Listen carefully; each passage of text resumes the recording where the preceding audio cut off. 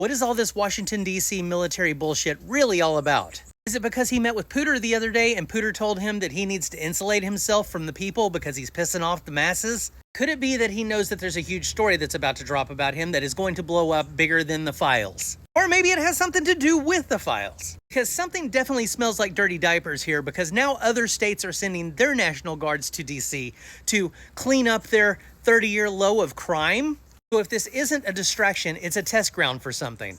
What? We don't know yet. Because the only place he can legally militarize is Washington, D.C. But it makes no sense for other states to be sending their National Guard to Washington, D.C., while the Washington, D.C. National Guard has absolutely nothing to do. Most of the people on TikTok that are in D.C. are showing the National Guard, and all they're really doing is just standing around, scrolling on their phone or taking pictures with tourists. I thought Trump and the Republicans were supposed to be very concerned about waste, fraud, and abuse. But we know that this has absolutely nothing to do with wanting to clean up crime, because you don't need hundreds of troops in the street to try and patrol neighborhoods. Especially since we know that DC's crime rate has been going down. Trump was bragging about it a couple of months ago. Crime rate here is much lower under me instead of Biden, who was all for the crime. So what do you think this is? Do you think it's a test run for trying to roll this out nationwide?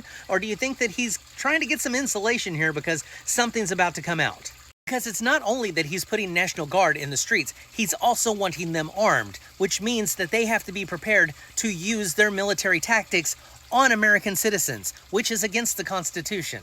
Not to mention, these soldiers are not trained to be legal law enforcement for the United States. If you're deploying the military against people of the United States, that means that you are at war with the people of the United States. Second Amendment bros, where are you? This is exactly what you've been stockpiling weapons for.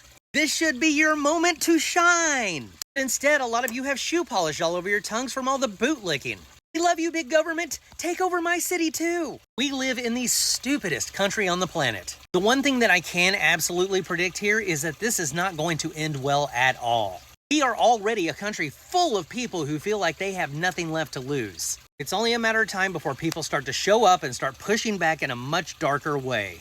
No, just throwing this out there, maybe this sort of thing wouldn't have happened if hundreds of us before the election were screaming that this exact same thing was probably going to happen if he got back into office. Oh, wait, we did. Welcome to the fascist states of America. This is exactly what happens when you decide, well, you know what? I don't like either of my choices, so I'm not going to vote. Or I'm going to vote third party. Both sides are just the same. Are they, though? I'm so sick of this country and I'm so sick of this timeline. If we get nuked, I don't even give a shit anymore.